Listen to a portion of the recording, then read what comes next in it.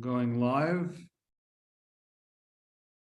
Good evening, ladies and gentlemen. We're going to take a moment to share this on our various platforms. Give me a moment here. Good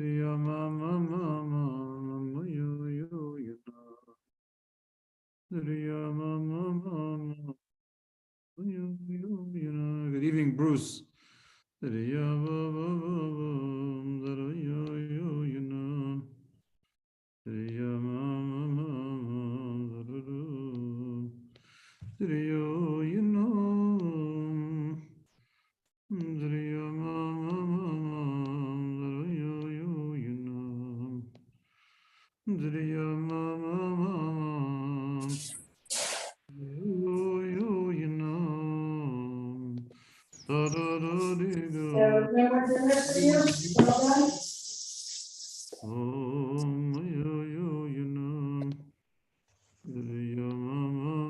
evening, Penina. Good evening, Kayla Gittel. Good evening, Michal. Just going to share this on a few platforms, and then we're going to get going. We're going to go rocking.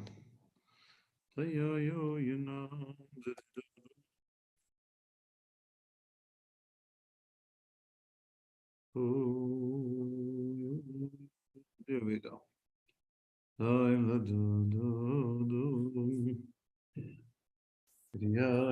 Good evening, Erica, in Oslo, and not in Oslo, in Norway. Good to see you. I'm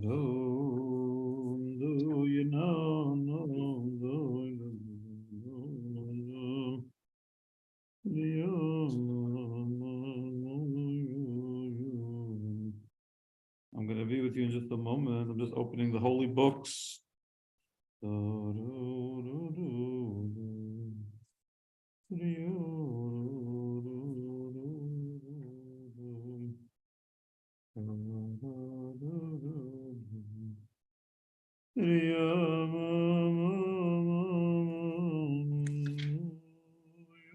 There we go.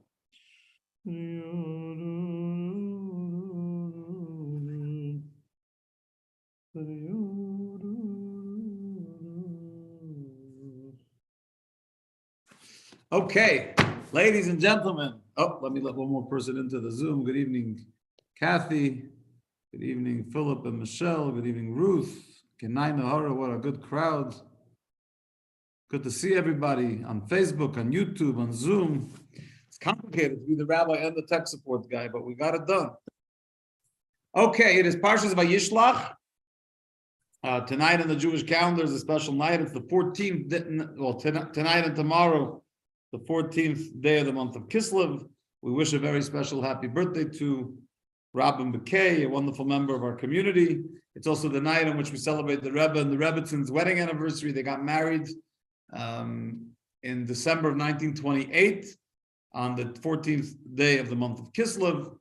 It's also an opportunity to remind those that are in Bozeman that this Saturday night we're going to have movie night at the Lifson home. On the movie is On the Map, about the special championships in which the Israelis attended after the Yom Kippur War, as well as a Farbrengen next Tuesday for Yutas Kislev with Rabbi Yisrael Willem of Boulder, Colorado, as well as the Hanukkah parade, as well as the Hanukkah bash, as well as a lot of wonderful things. So stay tuned for a lot of exciting things as we get into the mode of Hanukkah and Yutas Kislev. So we are in the portion of Vayishlach where Jacob and Esau finally meet each other after Jacob escaped last week and had to run away from Esau because Esau was going to hurt him. And in the lifetime Chumash, the life Chumash that we learned from, we are, I'm going to get the page for you. We are on page 211. So on page 211, there's an interesting moment where Esau says to Jacob, right? He says to him, set off and we'll go together. I will go alongside you as slowly as you want. So now that they've had their moment of reunion, and so far Jacob has not been murdered by Esau, so Esau says, let's travel together. To which Jacob responds, my master knows that the children are tender, the flocks and the cattle which are raising their young depend upon me. If they push them too hard one day, all the flocks will die, Let my master please go ahead at his own pace before his servant, and I will move at my own slow pace, according to the pace of the animal workforce that I'm responsible for, and according to the pace of the children, until I come and meet my master at our final destination of Seir. So there's a moment here where it seems like Esau is inviting Jacob that they should travel together towards the land of Israel, even though Esau's land was on Transjordan, like on the Jordan side of Israel, on the east side of the Jordan River. But we can travel until that point. I'll go to my territory, you go to yours. And Jacob, very, very, with a lot of class, says to him, I'm not interested. I'll catch up with you later. I got a lot of kids. I got a lot of flock. I got to keep track of everything. Why don't you go ahead? I'll catch up later. And as Rashi tells us, we learn from here that you never want to tell an idolater where you live. You know, they could ambush you. They could be waiting for you when you get there to ambush you. You know, so you have to be very careful who you tell where you live. Secondly, Jacob wasn't lying. He said, when I come to my master in Seir. When is he going to come to the master in Seir? The prophets tell us that when Mashiach comes, we read it every day in davening in the Az Yashir before Yishtabach in the praise section of prayer. That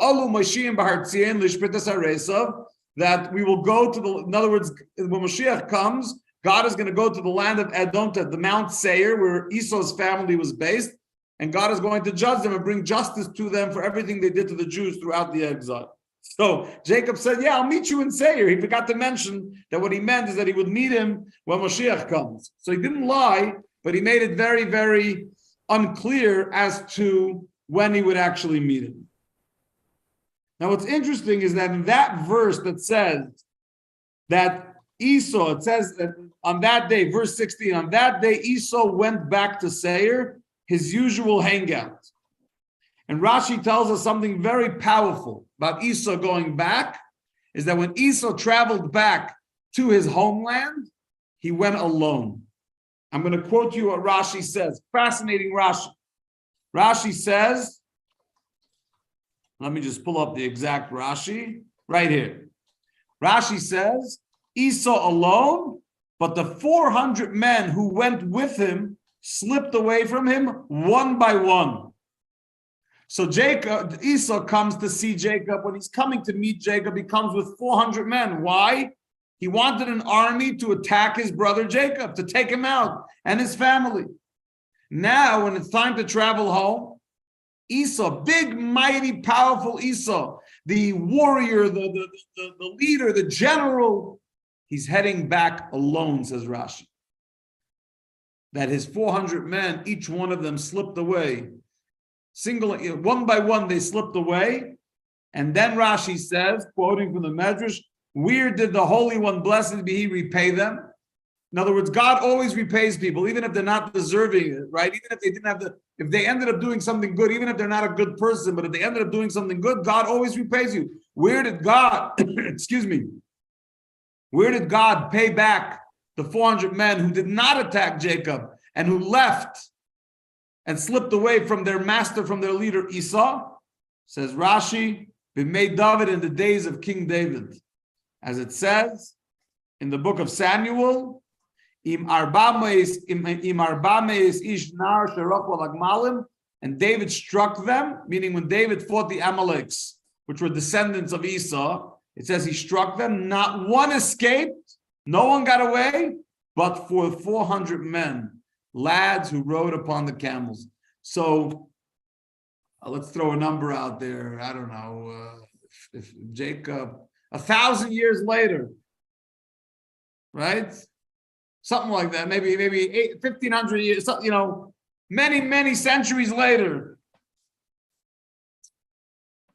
God repays the Edomites, the descendants of Esau, for the fact that 400 of them escaped and slipped away from fighting Jacob with Esau. God repays them that 400 of them survived the onslaught of King David against the Edomites, the descendants of Esau at that time. The question really is, why does Rashi share all of that with us? And how does Rashi know? How does Rashi know that Esau was alone? So two questions here.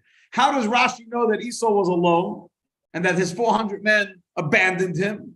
And number two, why is it important for us to know that whole concoction about King David and the repayment? I mean, Rashi's job in the Torah, Rashi says himself, what is my job? Lefarish pshutei shel mikra. My job is to teach the basic understanding of the verse. What was missing in the basic understanding of the verse, for which Rashi had to come and tell us that the 400 men were repaid, the Edomites were repaid for their backing away from helping Esau, the fact that decades, centuries later, they were supported by God, and they say they survived David's onslaught against their descendants.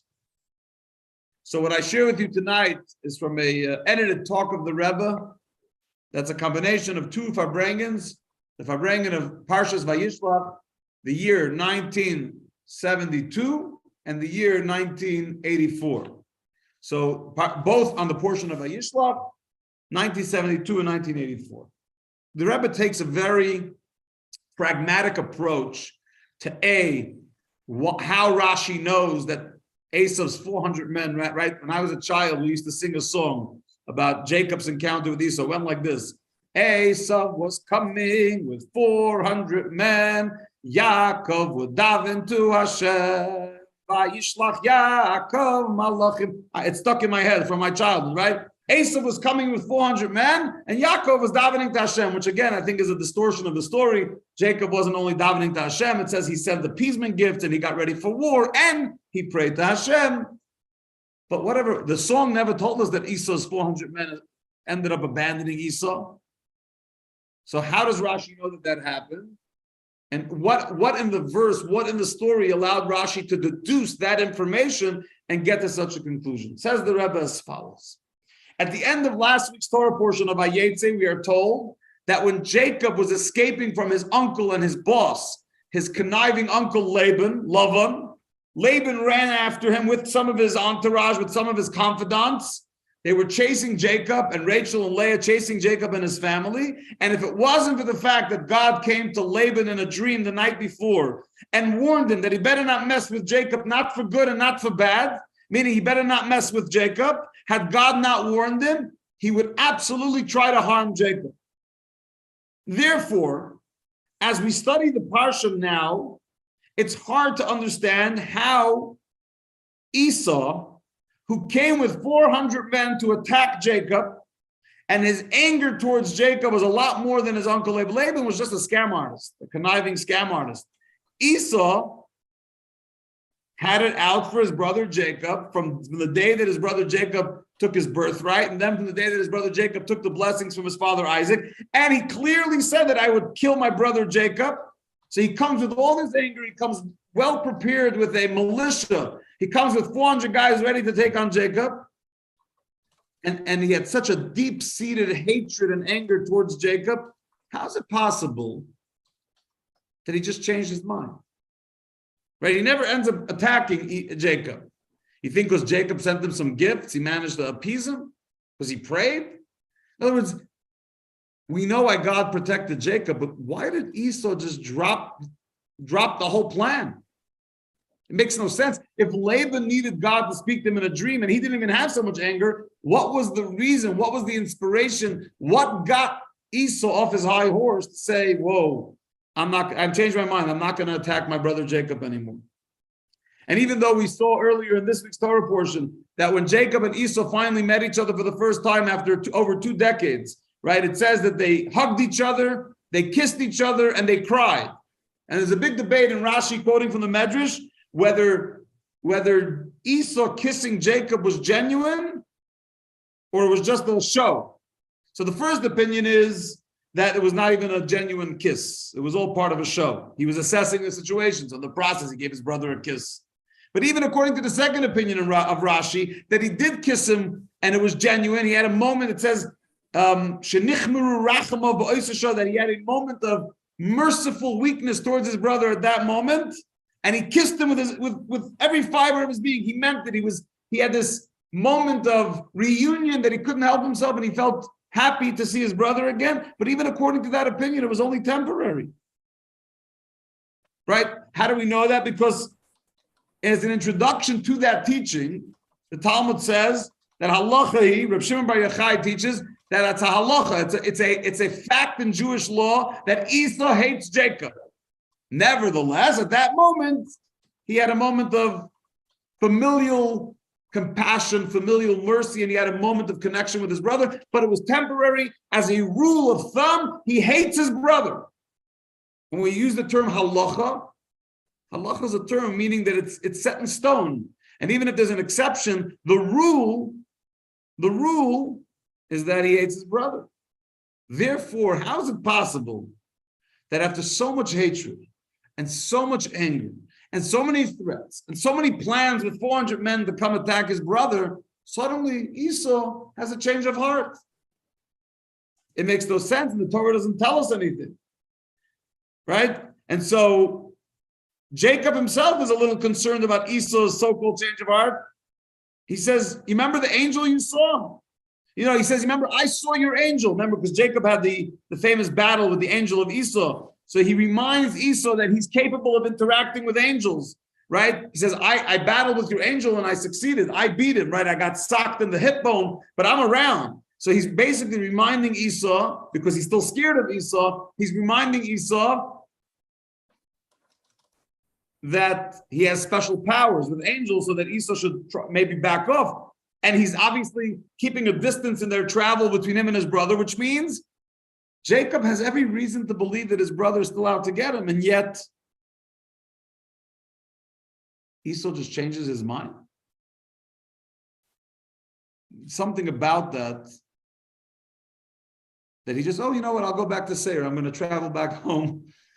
Doesn't make sense. And in order to understand that, so that's why Rashi has no choice but to conclude that the 400 men that were with Esau, one by one, slipped away.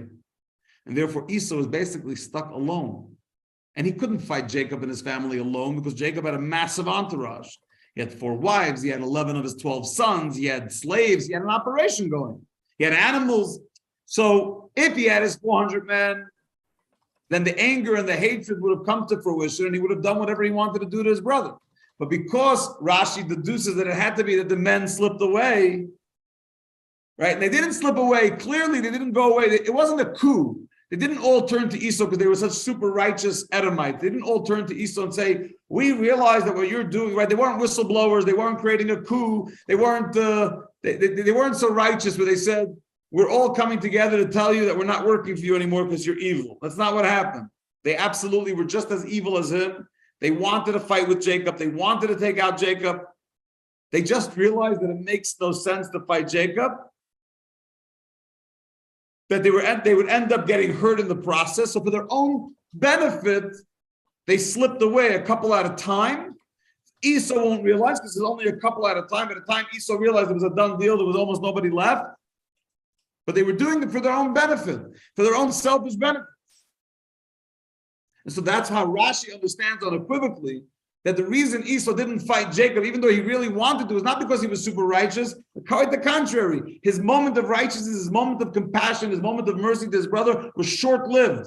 The reason he didn't fight his brother, because he didn't have the manpower to do it, because they slipped away.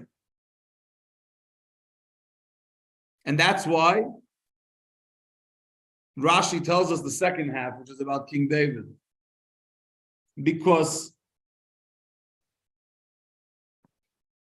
to tell us that centuries later, in the days of King David, that they were repaid, the 400 men were repaid for leaving, right? Because they slipped away. Why is that relevant? I mean, we're learning regular Chumash here. Why do we need to, in other words, why do we need to know that? How does that help us understand the verses? Unless it's teaching us something very powerful. These 400 men that left Esau, they were not good people. They were selfish people. All they cared about was self-preservation. They did not care about Jacob. If they had the power, they would attack Jacob and slaughter him and his whole family, just like their boss Esau wanted. But at the end of the day, even with their own selfish reasons, they didn't end up hurting Jacob, and they could have. So even though they only left because of their own fear, and their hatred for Jacob never left. And the proof is, by the way, that Jacob says, I'll meet you when Mashiach comes, which means until Mashiach comes, the Edomites, the Esau's family, the Romans, whoever descends from Esau are haters of Jews. By the way, and that's just a commercial message for those that think they're going to solve the problem of the illogical anti-Semitism. You won't. Doesn't mean you shouldn't fight it. You should. But the thing that you're going to solve it, you won't. It's been around from the days of Esau, the founder of anti-Semitism, the first one to formally hate his brother Jacob illogically. But these 400 guys, no matter how selfish they were and how much it was about self-preservation, at the end of the day, they backed off. And God gives us credit for doing the right thing, even if we do it for selfish reasons. Sometimes we say, oh, that politician only voted that way because of this, and that reason. Okay, so he had a selfish reason. Was it a good vote? Give the guy credit. Give the woman credit. Meaning, yes, they may have had their own selfish reason, but if they voted in a way that does good for the world, say thank you. So God does that too. When God sees 400 people that could have easily stuck to their hatred and fought Jacob, and they didn't, they backed off, God says, I want to repay you.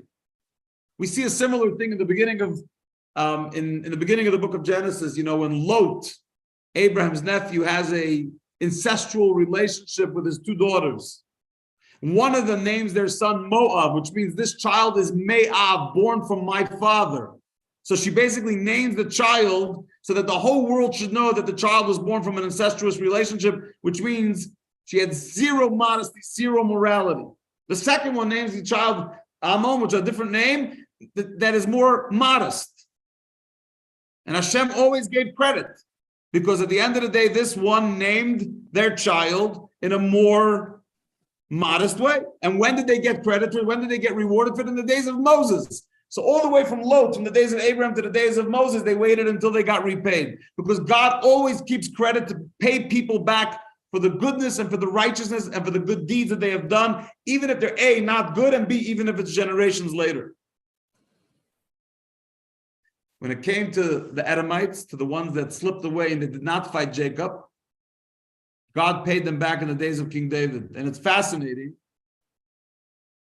because in the days of King David, what were these people doing? The Edomites, in the story in the book of Samuel, Mick, I know you're learning the book of Shmuel, now the book of Samuel. I don't know if you got to this part yet, when the 400 Edomites managed to escape, but you will. And so it's in the days of King David. King David is obviously the king, and these people are the ones fighting him. In other words, the people that were getting rewarded in the days of King David for something that happened to their ancestors were not righteous people either. They were fighting the king of Israel, David. Not only that, when did God repay them? During the war, while they were fighting King David. There was no change of heart. Right? Just like their ancestors who had no change of heart when it came to fighting Jacob, the descendants had no change of heart either. They did it for their own self-preservation. But because they did it and they helped save Jacob's life, they got rewarded for it. And even though the war, when they fought King David, the war was lost. King David won. Those 400 people, descendants of the other 400, managed to survive. So they weren't some super duper people.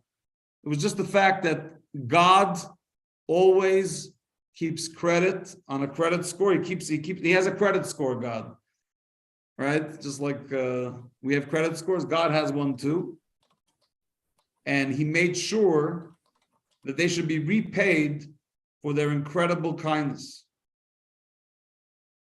Which is interesting because we see a similar concept by King David. I don't know if you know this, but King David has a great war or battle, not a war, with his son Absalom. One of King David's own sons goes to war against his own father, which is horrific on a good day.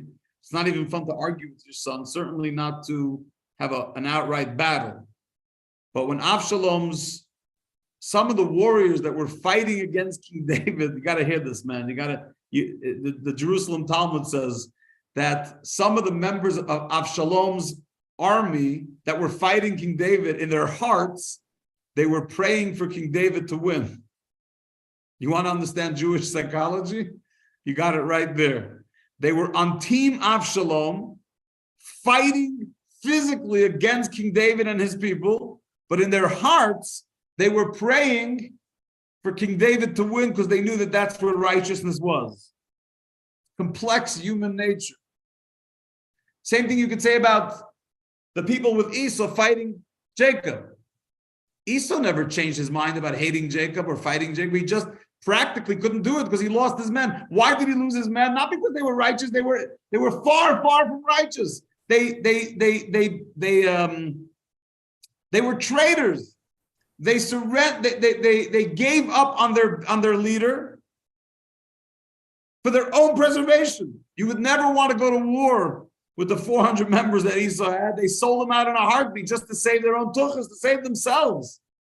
But because they backed off and they brought salvation to Jacob, the patriarch of Israel, God kept track of it for generations. And in the days of King David, made sure that the reward was administered to their descendants in the war of the Amaleks, the descendants of Esau, against King David, a descendant of Jacob.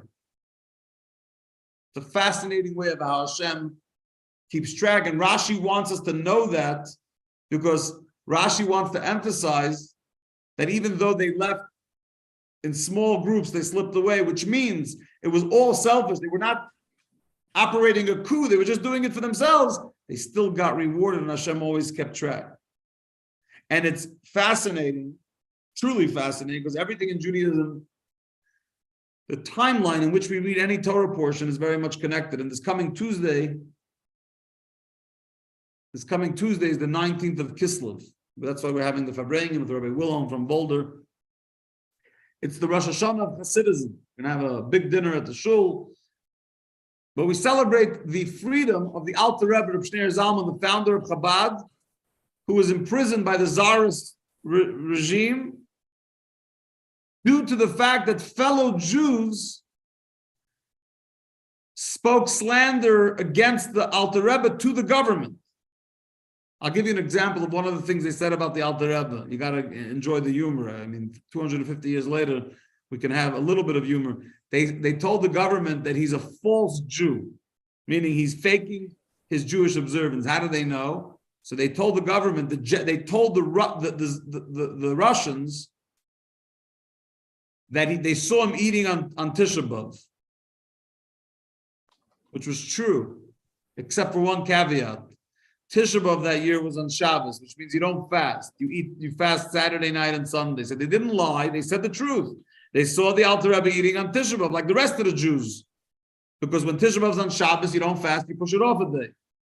But they slandered enough to the government. They told the government that he's raising money for the Turks, which were at war with the Russians at the time. Remember, the Turks were controlling Israel at the time. And the Alter Rebbe was sending money to the Jewish community that he founded in Hebron and other parts of Israel. So instead of saying he's sending money to the Jews in Israel, they said he's sending money to the enemy, to the Turks. The bottom line is he was arrested and eventually he was freed from prison on Yutas Kislev, which started the whole revolution in the teaching of Chassidus.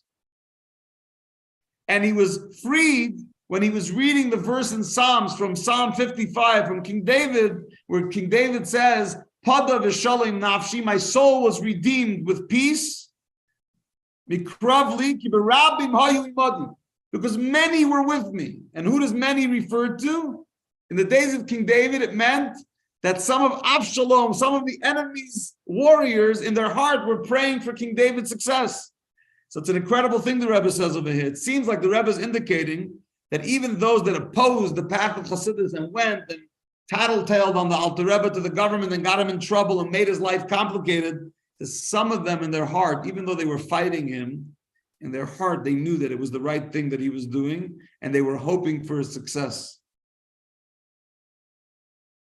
That deep in their heart, they understood that the inner dimension of Torah, the Hasidic dimension of Torah, the mystical part of Torah will eventually come to the forefront. And when it does, it will revolutionize the way we see Torah, the way we see the world, the way we see fellow Jews. Because what Chassidus does is it allows us to see the inner dimension of Torah, which naturally allows us to see the inner dimension of ourselves, of our souls and other people's souls, which automatically invigorates us to see the inner dimension of the world, not just as a dark, complicated, challenging world, but a world full of goodness and holiness that we have the ability to reveal. So again, the inner dimension of Torah, inner dimension of ourselves, of the soul, of the human being, with the inner dimension of the world, and you got the perfect recipe for universal transformation. And so some of the enemies of the Alter Rebbe, some of those who initially really opposed the Hasidic movement, it's a scary movement, they're revolutionizing Jewish life, they're bringing inner dimension, mystical stuff we've never heard of before. They too, deep in their hearts, some of them for sure, like Avshalom, they understood that what's better for Judaism is not that Avshalom wins, but that King David wins. They understood that what's better for Judaism is that the Alter Rebbe wins this battle, so that Chassidus should become part of Jewish life, which, by the way, today, you can go to anywhere in the Jewish world. It's impossible. You can't go anywhere without Chassidus being part of the way of life, including in communities that are Lithuanian-based, which means their ancestors were perhaps some of the people that opposed the Alter Rebbe. Today, the grandchildren of the Vilna Gaon, the grandchildren of the rabbis who, with good intentions, were the ones who forcefully fought against the Alter Rebbe, their descendants are learning Chassidus of the Alter Rebbe, and they recognize unequivocally that this is part and parcel of Judaism. Without it, you can't survive. So a few things. Number one, it's vital that you learn Chassidus. Otherwise, there's no way for you to really appreciate your soul, the world, or Torah. Number two, stop trying to end anti-Semitism. First of all, if you end anti-Semitism, you're going to put the ADL out of business. Second of all, if you try to end anti-Semitism before Mashiach comes, it's a fruitless endeavor. It's impossible. If there are descendants of Esau in the world, till the day that we all get justice on Mount Seir, which will be done when Mashiach comes, there are going to be people that hate Jews. There are going to be Esau's that hate Jacob. Now, that doesn't mean you shouldn't educate the world, inspire the world. We should do our thing to teach the world, to remove the ignorance. But the idea that you're going to eradicate every facet of anti-Semitism is a baba maisa. And third, and perhaps most importantly, is I want you to meditate sometime tonight or tomorrow, whenever. Meditate on this fact that the 400 guys who defected from Esau with their own selfish intentions, which seemingly should not be recognized at all, Hashem kept track, Hashem kept an eye on them, and he gave them the reward that they deserved for their actions, even though their intentions were far, far from altruistic. Which is a reminder of how, God never, no good deed doesn't get rewarded. I know you all thought I was going to say no good deed goes unpunished. No good deed does not get rewarded. Every good deed gets rewarded, even if it means generations later. Stop waiting for the instant reward. It's going to come when it comes. But how important is it? Right? Sometimes we forget to say thank you. Sometimes we forget to give praise. Right, Mick? Sometimes we forget to give praise to those that we are internally very grateful for, but we don't realize that we've never expressed that. And Hashem is teaching us that gratefulness, gratitude is something we have to give and keep track of for all eternity, even if the person was a lousy bum. If they did one good deed, even if that good deed was with selfish motives, they still did good, and they need to be credited for it, they need to be praised for it, and they need to be rewarded for it. And if we could live our lives with that level of gratitude and recognition for those that are good to us in our lives, and for the goodness that exists in our lives, we will be happier people. Because we won't be grumpy Americans complaining that, oh my gosh, the gas went up a little bit. Oh my gosh, no one told me yet, Rabbi, I had to get rid of my dish network because gas prices went up.